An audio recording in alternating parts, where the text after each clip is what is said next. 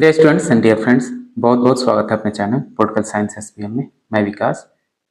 साथियों, आज हम लोग बीपीएससी पीजीटी पॉलिटिकल साइंस के लिए आज एक मॉडल पेपर सॉल्व कर रहे हैं और मॉडल पेपर जो है आपका सेकंड में है, क्योंकि पीजीटी पॉलिटिकल साइंस पेपर 2 आप जिसको राजनीति शास्त्र कहिए, राजनीति विज्ञान कहिए या नागरिक शास्त्र या सिविक्स कहिए, उसी के लिए आज हम लोग मॉडल पेपर सॉल्व करने वाले हैं, जिसमें आपकी जितने पॉलिटिकल साइंस के सेक्शन है, चाहे पॉलिटिकल थ्योरी हो, चाहे पॉलिटिकल थिंकर्स वेस्टर्न इंडियन या पॉलिटिकल आपका कंपैरेटिव पॉलिटिक्स हो, इंटरनेशनल रिलेशन और पब्लिक एडमिनिस्ट्रेशन या कॉन्स्टिट्यूशन, सभी का इसमें 100 प्रश्नों के एमसीक्यू में सभी सेक्शन टच किए गए हैं। तो आपका इससे सभी सेक्शन का रिविजन होगा। उसी के लिए आज हम लोग ये दूसरा मॉडल पेपर सॉल्व कर रहे हैं। तो आइए पहला क्वेश्चन देखते हैं इसका। आगे बढ़ने से पहले आपसे रिक्वेस्ट है, गुजारिश है कि जरूर आप चैनल को सब्सक्राइब करें। यदि अब तक अपने चैनल को सब्सक्राइब नहीं किया या पहली बार विजिट करें, तब भी आप चैनल को जरूर सब्सक्राइब करें। साथियों, बार बार आप कमेंट बॉक्स में कमेंट कर रहे हैं कि क्या पढ़ें क्या नहीं। इस समय आपका क्या पढ़ने क्या नहीं करने का समय नहीं, बिल्कुल आपका जो इस समय है, आपको केवल और केवल रिवीजन पे ध्यान देना है और जो सेक्शन आपका वीक है उसको आप मजबूत कीजिए। केवल सब्जेक्ट नहीं, जीएस पे भी आपको फोकस करना है। इसमें किसी तरह से आप 24 से 26 क्वेश्चन सही कर देते हैं तो आपका सिलेक्शन तय है। ठीक है, कैसे पढ़ना है कैसे नहीं, आगे नेक्स्ट वीडियो में हम लोग चर्चा करेंगे। फिलहाल हम लोग इस पे ये जो एमसीक्यूज है उसको सॉल्व करते हैं।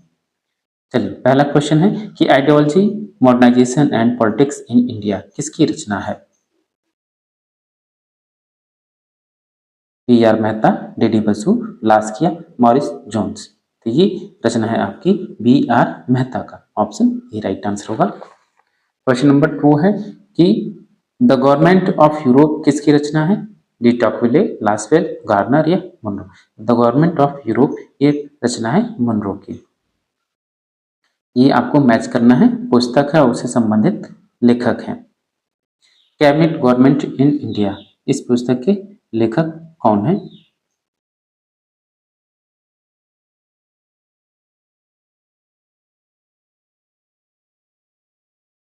तो कैबिनेट गवर्नमेंट इन इंडिया इस पुस्तक के लेखक हैं आपके आर.जे. वेंकटेश्वरम। ठीक, पार्लियामेंट इन इंडिया ये बीबी जेना की पुस्तक है। Parliamentary committees in India Morris Jones और caste and voting behaviour O P Goyal की पुस्तक है ये। ठीक, इसका सही आंसर होगा ऑप्शन नंबर 2। क्वेश्चन नंबर 5 कि तुलनात्मक राजनीति के अध्ययन से संबंधित परंपरागत विधियां कौन कौन सी हैं? यानी जब आप कंपैरेटिव स्टडी का जो अप्रोचेज हैं उसमें से ट्रेडिशनल अप्रोच कौन से हैं? तो ट्रेडिशनल अप्रोच यानी परंपरागत उपागम में दार्शनिक विधि, ऐतिहासिक विधि, औपचारिक और कानूनी विधि तीनों ही शामिल है, इसलिए इसका आंसर डी होगा, उपरोक्त सभी। नेक्स्ट क्वेश्चन है क्वेश्चन नंबर 6, प्रायोजित विधान के दुरुपयोग को रोकने के लिए इस पर जो नियंत्रण लगाए गए हैं वे कौन सा है? डेलीगेटेड लेजिस्लेचर जो होता है उस पर प्रत्यायोजित या डेलीगेटेड पावर इसी को बोलते हैं। प्रत्यायोजित विधान के दुरुपयोग को रोकने के लिए कौन कौन से इस पर नियंत्रण लगाए गए हैं? इसका राइट आंसर होगा, एक तो आपका न्यायिक नियंत्रण होता है और संसदीय नियंत्रण भी होता है। तो सी राइट आंसर होगा, ए और बी दोनों। अगला प्रश्न देखिए 7, निम्नलिखित में से कौन सा संघ सूची का विषय है? यानी सेंट्रल लिस्ट का कौन कौन सा इसमें से विषय है? तो देश की रक्षा, वायु मार्ग, परमाणु ऊर्जा, ये सभी आपके संघ सूची के विषय हैं। आप डी राइट आंसर होगा। और आपको संघ सूची, राज्य सूची और समवर्ती सूची के कम से कम 5-5, 6-6 विषय आपको याद होना चाहिए कि कौन सा विषय किस सूची में है। नेक्स्ट है 8वां, संघ सूची में कुल कितने विषय हैं? तो संघ सूची में वर्तमान में तो आपके विषय 99 से 100 हो गए हैं। ऑप्शन बी राइट आंसर होगा। कहीं 99 भी देगा, कहीं 100 भी देगा, लेकिन वर्तमान में 100 है। क्वेश्चन नंबर 9, संघ सूची से संबंधित विषय कौन से हैं? तो संघ सूची से जो संबंधित विषय हैं आपके विदेशी संबंध और समुद्री जहाज, युद्ध और संधि, डाकघर, रेल और टेलीफोन, ये सभी संघ सूची के विषय हैं जिस पर केवल और केवल केंद्र को कानून बनाने का अधिकार है। तो ऑप्शन डी राइट आंसर होगा, उपयुक्त सभी। अगला प्रश्न 10वां, संघ सूची से संबंधित विषय है जन जागरण, मुद्रा, और ये जन जागरण नहीं जनगणना होगा, और मुद्रा और नागरिकता, ये सभी आपके संघ सूची से संबंधित विषय है। क्वेश्चन नंबर 11 देखिए कि संविधान सभा का चुनाव कब निश्चित हुआ। संविधान सभा जो कॉन्स्टिट्यूएंट असेंबली है उसका चुनाव कब निश्चित हुआ, तो याद रखिएगा जुलाई 1946 में। क्वेश्चन नंबर 12 है कैबिनेट मिशन योजना के तहत संविधान सभा के निर्वाचन में क्या मुस्लिम लीग ने भाग लिया था। प्रश्न आपसे पूछा है कैबिनेट मिशन के योजना के तहत संविधान सभा के निर्वाचन में उसने भाग तो लिया, लेकिन कुछ समय विरोध किया, फिर शामिल हुई, फिर से वो उसका त्याग कर दिया। तो ऑप्शन ए राइट आंसर होगा हाँ। क्वेश्चन नंबर 13 है मुस्लिम लीग ने दो अलग अलग संविधान सभा, एक मुस्लिमों के लिए और एक हिंदुओं के लिए मांग की थी। कांग्रेस ने कितने संविधान सभा की मांग की थी, तो कांग्रेस ने केवल और केवल एक संविधान सभा की मांग की। ऑप्शन ए राइट आंसर होगा। अगला प्रश्न है प्रस्तावित मूल संविधान में कुल सदस्यों का बंटवारा किस प्रकार होना था। जो संविधान सभा में सदस्यों की संख्या का जो निर्धारण होना था किस प्रकार होना था, याद रखिएगा ये क्वेश्चन बेहद बेहद महत्वपूर्ण है। तो याद रखिएगा जो मुख्य कमिश्नर या चीफ कमिश्नर क्षेत्र के 4 प्रतिनिधि, ब्रिटिश प्रांतों के 292 प्रतिनिधि और देशी रियासतों से 93 प्रतिनिधि होने थे। आपके कुल 389 सदस्य लोग होने थे। ठीक, तो ये डी होगा उपरोक्त सभी। अगला प्रश्न देखिए 15 मुस्लिम लीग ने संविधान सभा का बहिष्कार किस कारण से किया। तो मुस्लिम लीग ने संविधान सभा का बहिष्कार इसलिए किया क्योंकि मुस्लिम लीग मुसलमानों के लिए एक अलग संविधान सभा चाहती थी। तो ऑप्शन सी राइट आंसर होगा। अगला प्रश्न है 16 भारतीय संविधान की प्रस्तावना के संबंध में निम्नलिखित विचार कीजिए। इनमें से कौन प्रस्तावना में सम्मिलित है। प्रस्तावना में कौन कौन शामिल है, याद रखिएगा संप्रभुता, धर्मनिरपेक्षता या पंथ निरपेक्षता, समाजवादी और लोकतांत्रिक गणराज्य, चारों के चारों शामिल हैं। ऑप्शन डी राइट आंसर होगा। और कभी कभी ऐसे ही प्रश्न पूछता है संविधान सभा में, संविधान की प्रस्तावना जो है, प्रस्तावना से शब्दों को इधर उधर कर देता है और आपसे कहता है कि क्रम से लगाइए, इसलिए आपको संविधान की जो प्रस्तावना उसको अच्छी तरह से आप याद कर लीजिए।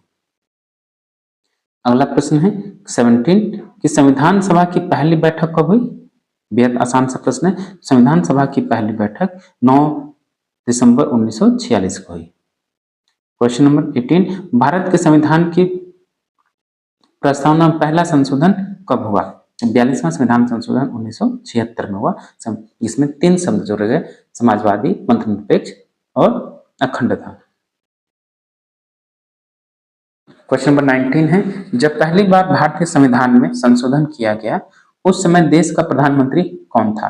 जब पहली बार भारतीय संविधान में संशोधन किया गया 1951 में, तो ये स्वाभाविक है कि 1951 में देश के प्रधानमंत्री कौन थे, श्री जवाहरलाल नेहरू थे, क्योंकि ऑप्शन में है नहीं इसलिए इनमें से कोई नहीं होगा। और यही प्रश्न होता है कि सब पहली बार संविधान की प्रस्तावना में संशोधन कब किया गया, तो उसमें प्रधानमंत्री कौन था, श्रीमती इंदिरा गांधी थी। दोनों प्रश्न अलग अलग हैं। क्वेश्चन नंबर 20 क्या संसद के किसी भी सदस्य को संवैधानिक संशोधन विधेयक प्रस्तुत करने का अधिकार है। बिल्कुल हाँ, कोई सभी सदन का कोई सभी सदस्य, संसद का कोई सभी सदस्य संवैधानिक संशोधन विधेयक प्रस्तुत करने का उसके पास अधिकार है। तो ऑप्शन ए होगा हाँ।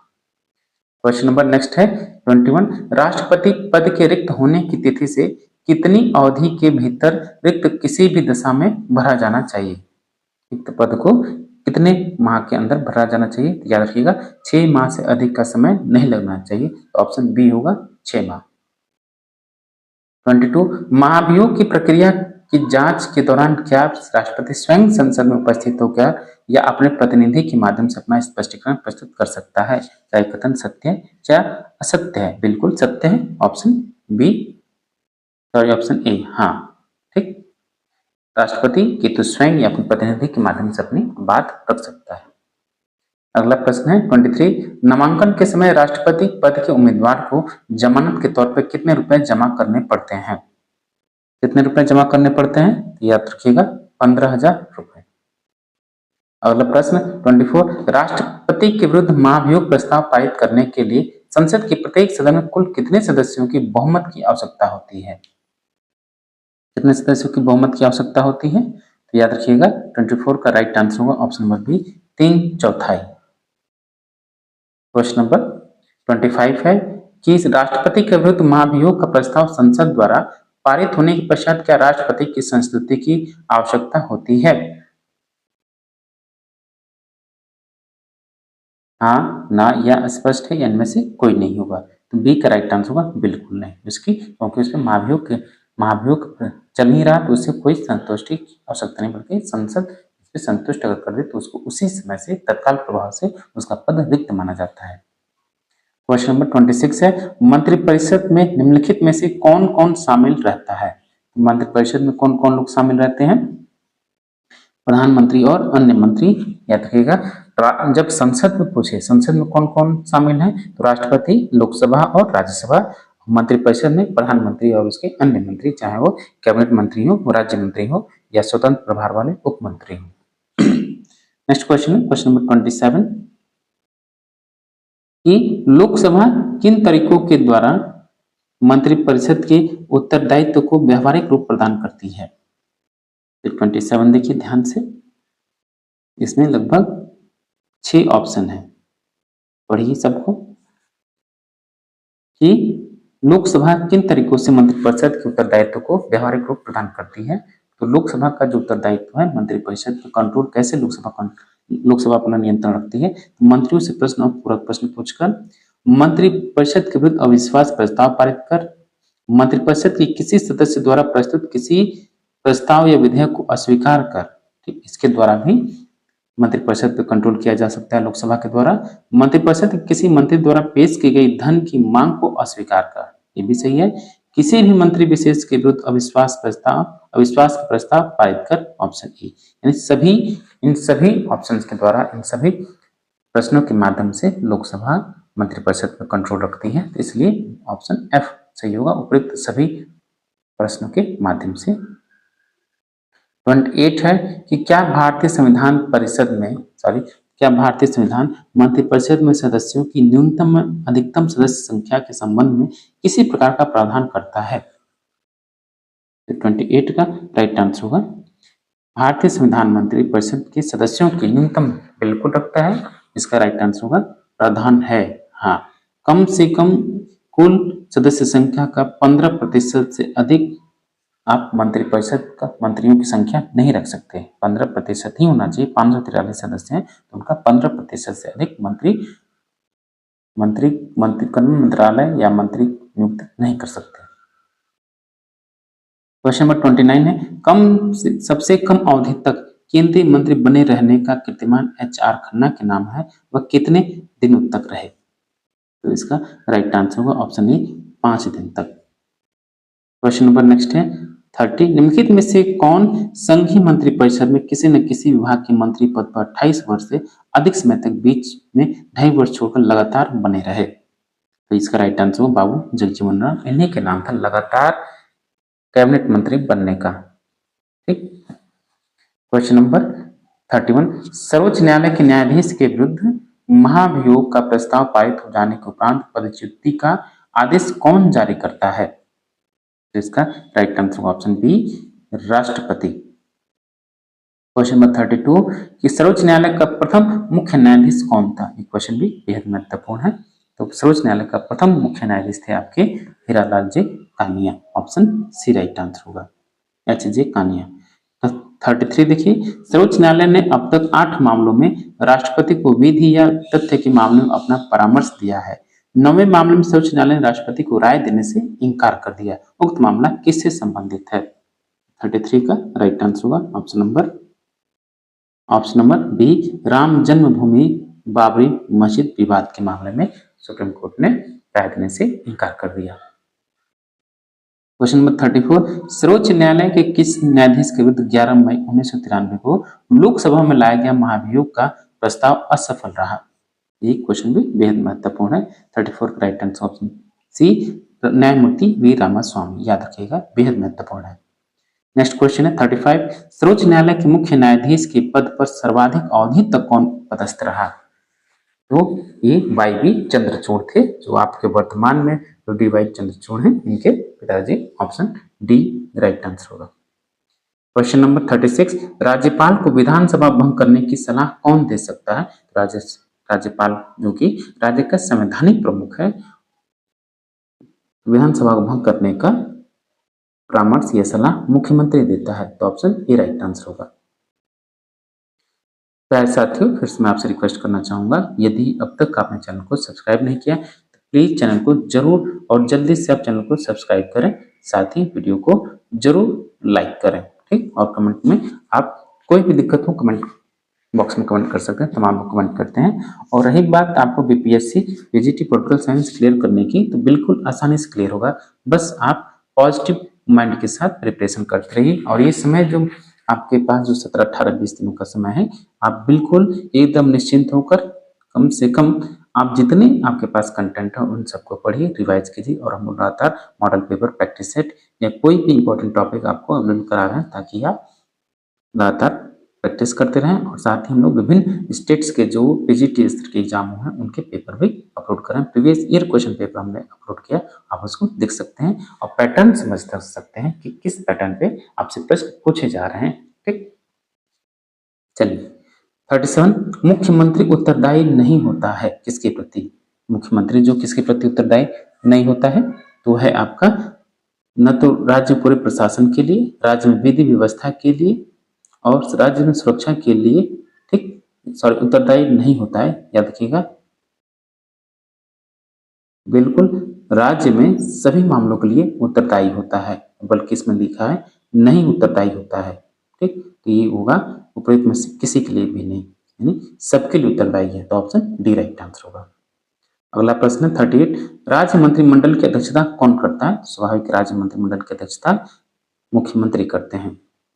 क्वेश्चन नंबर 39 है, किसी मंत्री को अपना त्यागपत्र सौंपने के लिए कहा जा सकता है यदि उसने किसका विश्वास खो दिया है? अगर किसी मंत्री को अपना त्यागपत्र सौंपने के लिए कहा जा रहा है, तो इसका मतलब यह है कि मुख्यमंत्री ने उसमें अपना विश्वास खो दिया है। तो ऑप्शन डी होगा मुख्यमंत्री। क्वेश्चन नंबर 40 है, निम्नलिखित में से कौन से कार्य मुख्यमंत्री के हैं? मुख्यमंत्री के कौन कौन से कार्य हैं? तो ये आप ऑप्शन पढ़िए आप स्वयं।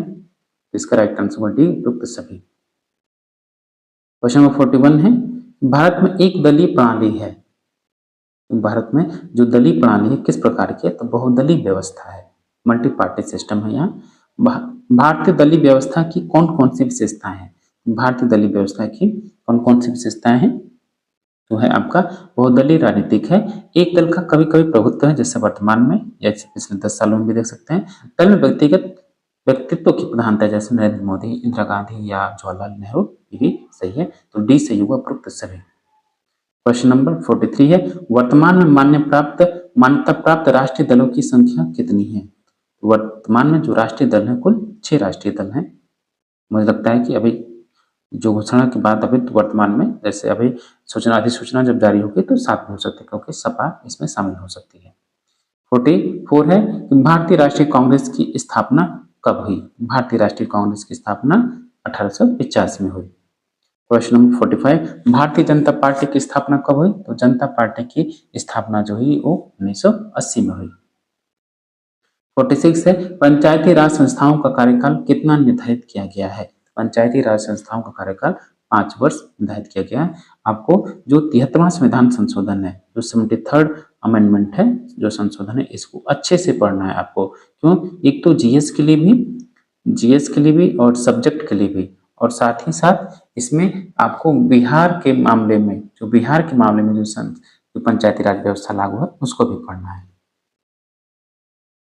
क्वेश्चन नंबर 47, पंचायती राज व्यवस्था के अंतर्गत किसके लिए आरक्षण की व्यवस्था नहीं की गई है? ये क्वेश्चन देखिए बेहद बेहद महत्वपूर्ण है, बार बार इस ट्रेंड चला है ये क्वेश्चन बार बार पूछने का। देखिए टीआरबी 2 में प्रश्न पूछा गया, तो याद रखिएगा कि किसके आरक्षण की व्यवस्था नहीं की गई है। तो ये है इसका राइट आंसर, गरीब वर्ग के लिए, अनुसूचित जाति, अनुसूचित जनजाति और पिछड़ा वर्ग। ये भी हो सकता है कि आरक्षण के अंतर्गत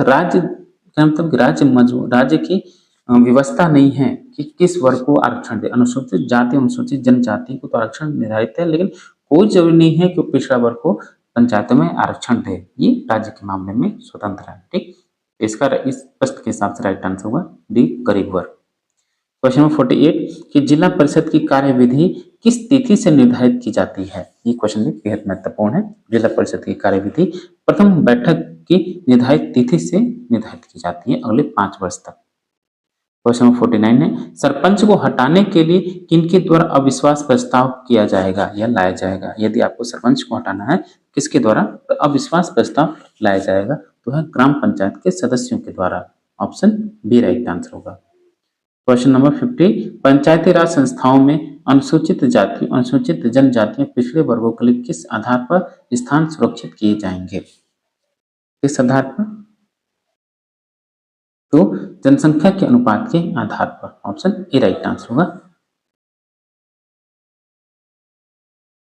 क्वेश्चन नंबर 51 है राजनीति विज्ञान मानव जीवन के किस पक्ष का अध्ययन करता है। राजनीति विज्ञान मानव जीवन के किस पक्ष का अध्ययन करता है, सामाजिक, धार्मिक, राजनीतिक या नैतिक। तो 51 का राइट आंसर होगा ऑप्शन सी, राजनीतिक। ठीक।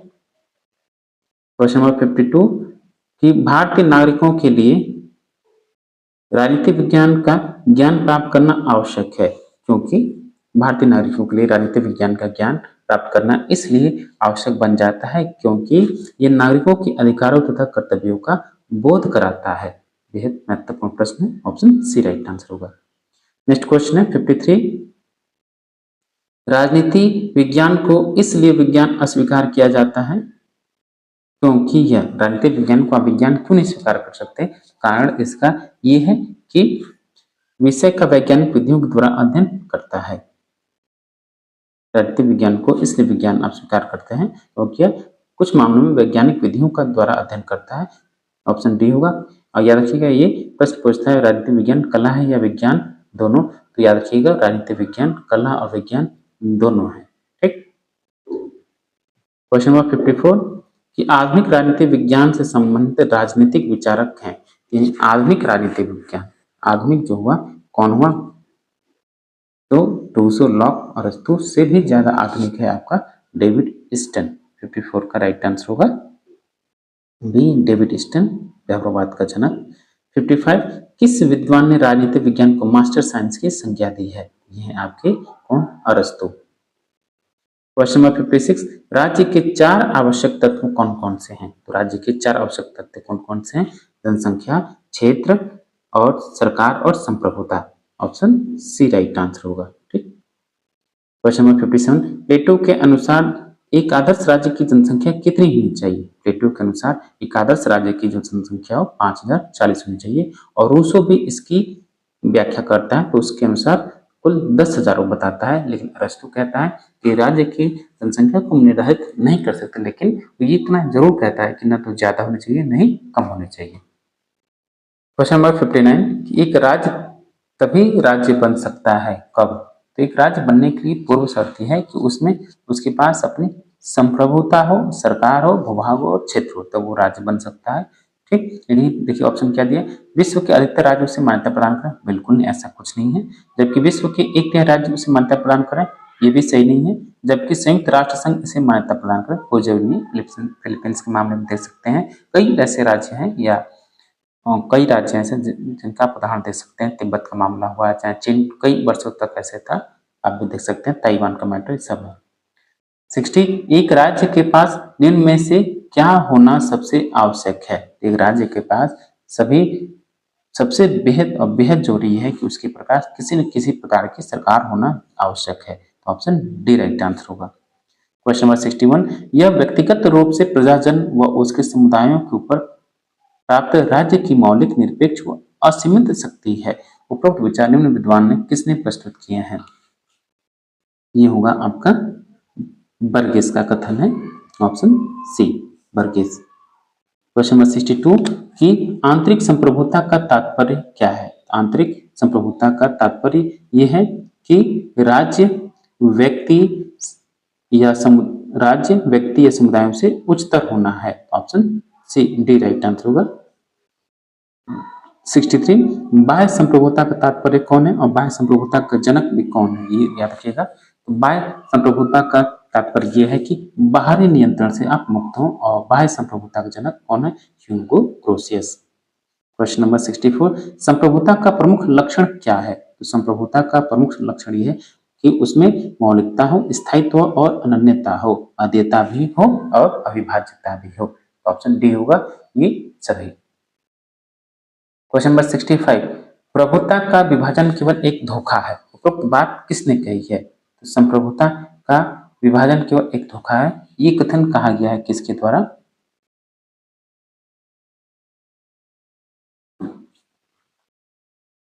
ये कथन आपका रूसो का है, रूसो। ठीक। क्वेश्चन नंबर 66, बहुलवाद का विकास हुआ। बहुलवाद का विकास कैसे हुआ? तो बहुलवाद का विकास ऑस्टिन के संप्रभुता के सिद्धांत की एक वैधानिकता के संबंध में प्रतिक्रिया के रूप में हुआ। जॉन ऑस्टिन और जो आपके जिन बोधा हैं संप्रभुता के एकलवादी सिद्धांत के समर्थक हैं, क्योंकि इनका मानना है कि जो सर्वोच्च शक्ति केवल एक जगह निश्चित हो, वो भी राज्य में, और इसी का विपरीत यानी इसका खंडन करने वाले लोग जो कहलाए उनको हम बहुलवादी कहते हैं। नेक्स्ट क्वेश्चन है 67, क्वेश्चन नंबर 67। तो 67 है, बहुलवादी विश्वास करते हैं किसमें? बहुलवादी विश्वास करते हैं किसमें? उनका मानना है कि राज्य उतना ही महत्वपूर्ण जितने कि अन्य सामाजिक, आर्थिक और धार्मिक समुदाय। Option B. नेक्स्ट क्वेश्चन है क्वेश्चन नंबर 68, निम्नलिखित में से बहुलवादियों के अनुसार राज्य का मुख्य कार्य कौन सा है? बहुलवादियों के अनुसार जो राज्य का मुख्य कार्य है वो है आपका कि विभिन्न संस्थाओं की गतिविधियों को नियमित करना। तो बी राइट आंसर होगा। क्वेश्चन नंबर 69, बहुलवादी सिद्धांत का प्रमुख प्रतिपादक कौन है? बहुलवादी सिद्धांत का प्रमुख प्रतिपादक आपको पता ही है, लास्की है, H J. Laski, Harold Joseph Laski. Question number 70, राज्य होने के लिए आवश्यक शर्तों के अनुरूप राज्य में निहित होना चाहिए क्या? तो राज्य होने के लिए सबसे बेहद जरूरी है कि उसमें आंतरिक तथा बाह्य संप्रभुता दोनों हो। ऑप्शन सी सही होगा। क्वेश्चन नंबर 71, स्वतंत्रता व समानता एक दूसरे के विरोधी हैं। ये क्वेश्चन भी बार बार आपसे पूछा गया है। तो स्वतंत्रता और समानता एक दूसरे के विरोधी हैं, इस कथन के समर्थक हैं आपके लॉर्ड एक्टन। ये लॉर्ड एक्टन का कहना है। क्वेश्चन नंबर नेक्स्ट है 72, स्वतंत्रता के लिए विकेंद्रीकरण को कौन विचारक आवश्यक मानता है? तो स्वतंत्रता के लिए शक्ति का विकेंद्रीकरण कौन सा विचारक आवश्यक मानता है? तो यह आपके लास्की महोदय, ये सही होगा। क्वेश्चन नंबर 73, ग्रीन ने स्वतंत्रता की किस प्रकार की परिभाषा दी है? ग्रीन ने स्वतंत्रता की परिभाषा देते हुए कहा है कि जो काम करने योग्य उस काम करने की क्षमता। Option D. क्वेश्चन नंबर 74, समानता का तात्पर्य ऐसी परिस्थितियां के अस्तित्व से होता है जिसके कारण व्यक्तियों के व्यक्तित्व के विकास हेतु समान अवसर प्राप्त हो सके, यही समानता का कंसेप्ट है। 75 देखिए, समाज में असमानता का मूल कारण क्या है? समाज में असमानता का मूल कारण है कि व्यक्तियों में प्राकृतिक भेद। ऑप्शन ए सही होगा। नेक्स्ट क्वेश्चन 76, कि वर्तमान समय में किस देश के कुछ राज्यों में प्रजातंत्र विद्यमान है? किस देश में कुछ राज्यों में प्रत्यक्ष प्रजातंत्र, या कुछ नहीं, प्रत्यक्ष राज्य ये पूछना चाहिए, प्रत्यक्ष प्रजातंत्र क्या नहीं, प्रत्यक्ष लोकतंत्र डायरेक्ट डेमोक्रेसी कहाँ विद्यमान है? इस स्विट्जरलैंड में। क्वेश्चन नंबर 77, प्रत्यक्ष लोकतंत्र के साधन क्या क्या है? ये क्वेश्चन बेहद बेहद महत्वपूर्ण है, आप जरूर याद रखिए, इसको भूलना नहीं है। प्रत्यक्ष लोकतंत्र के आपके लोक निर्णय, आरंभक और प्रत्यावर्तन, recall, initiation of public opinion, या सब प्रत्यक्ष प्रजातंत्र के साधन है। तो ऑप्शन डी राइट आंसर, उपरोक्त सभी। अगला प्रश्न है 78, कि प्रतिनिधित्वात्मक लोकतंत्र यानी रिप्रेजेंटेटिव डेमोक्रेसी वह होता है जिसमें संपूर्ण जनता अथवा उसका बहुसंख्यक भाग शासन की शक्ति का प्रयोग अपने उन प्रतिनिधियों द्वारा करती है जिन्हें वह समय समय पर चुनती है। अप्रत्यक्ष लोकतंत्र की यह विस्तृत परिभाषा किसने दी है? किसने दी? तो याद रखिएगा, ये जेस मिल की परिभाषा है। क्वेश्चन नंबर 79 है कि प्रत्यक्ष लोकतंत्र आज की परिस्थिति में संभव नहीं है, इसका क्या कारण है? डायरेक्ट डेमोक्रेसी जो है वर्तमान में लागू करना इसको संभव नहीं है, इसका सबसे बड़ा कारण क्या है? ये केवल छोटे छोटे राज्यों में ही संभव हो सकती है, भारत जैसे देश में कभी संभव नहीं हो सकती। तो बी राइट आंसर होगा। अगला प्रश्न है नेक्स्ट क्वेश्चन, संसदात्मक लोकतंत्र में, तो संसदीय लोकतंत्र पार्लियामेंट्री फॉर्म ऑफ डेमोक्रेसी जो है उसमें क्या? तो इसका राइट आंसर होगा कि संसदीय लोकतंत्र में व्यवस्थापिका में से कार्यपालिका का निर्माण होता है। ऑप्शन ए राइट आंसर होगा। अगला प्रश्न है 81, परंपरागत उदारवाद का प्रमुख जोर किस पर था, यानी जो परंपरागत उदारवाद है वो किस पर ज्यादा बल देता है, तो है आपका अहस्तक्षेप पर। ठीक, हस्तक्षेप लेसेस फेयर।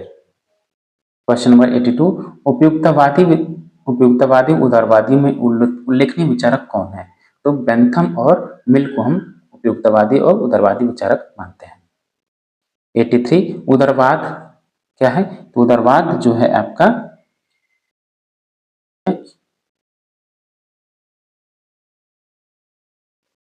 93 कि धर्म जनता के लिए अफीम है, यह कथन कार्ल मार्क्स का है। ठीक, और थोड़ा सा जल्दी जल्दी, टाइम ज्यादा हो जा रहा है आपका। हर एक से उसकी योग्यता के अनुसार और हर एक को उसकी आवश्यकता के अनुसार, ये कथन आपका बेहद बेहद महत्वपूर्ण है। ये कथन आपका कार्ल मार्क्स का है। सॉरी सॉरी सॉरी, तो ये कथन आपका कार्ल मार्क्स का है। क्वेश्चन नंबर 95 है, मार्क्स के अनुसार पूंजी का क्या अर्थ है। मार्क्स के अनुसार पूंजी का अर्थ है कि श्रमिकों के साथ जो चोरी होती है वो उनकी मजदूरी का हिस्सा लोग चुरा लेते हैं, पूंजीपति वर्ग वो भी है। और शोषण से प्राप्त अतिरिक्त मूल्य से जमा किए हुए उत्पादन के साधन, ये भी सही है। पूंजीपतियों का मुनाफा, सी। तीनों ही आपके अनुसार पूंजी का अर्थ है, तीनों, ऑप्शन डी। 96, किसने कहा, अगर मुझे यह सिद्ध कर दिया जाए कि यह छुआछूत हिंदू धर्म का आवश्यक अंग है तो मैं अपने आप को हिंदू धर्म का खुला विद्रोही घोषित कर दूंगा। ये कथन बेहद फेमस है और आपके जो व्यक्ति हैं वो भी फेमस है, महात्मा गांधी। क्वेश्चन नंबर 97, कि गांधी जी द्वारा असहयोग आंदोलन बंद करने का प्रमुख कारण क्या था। गांधी जी ने असहयोग आंदोलन इसलिए स्थगित किया क्योंकि चौरी चौरा में घटना हिंसा हो गया, इस वजह से। सी राइट आंसर होगा, 5 फरवरी 1922। प्रथम सत्याग्रह आंदोलन के प्रवर्तक कौन थे, तो प्रथम सत्याग्रह आंदोलन के प्रवर्तक कौन हुए। 98 का राइट आंसर ऑप्शन है महात्मा गांधी। क्वेश्चन नंबर 99, कि प्रथम सत्याग्रह के विषय में गांधी जी ने क्या कहा था कि वह उनकी एक महान भूल थी क्योंकि ऐसे व्यक्तियों से सत्याग्रह कराना जो अहिंसा का पालन नहीं कर सकते थे। तो सी राइट आंसर होगा, ऑप्शन सी राइट आंसर होगा। और लास्ट क्वेश्चन है, और चलते चलते आपसे विनम्र निवेदन है कि प्लीज प्लीज आप चैनल को जरूर सब्सक्राइब करें, आपसे यही निवेदन है। ठीक, सत्य एवं अहिंसा पर आधारित सत्याग्रह गांधी जी ने निम्न में से किस स्थान पर प्रारंभ की। इन्होंने दक्षिण अफ्रीका से प्रारंभ किया। चलिए, बहुत बहुत धन्यवाद आपका। Thank you for watching. मिलते हैं आपसे नेक्स्ट वीडियो में।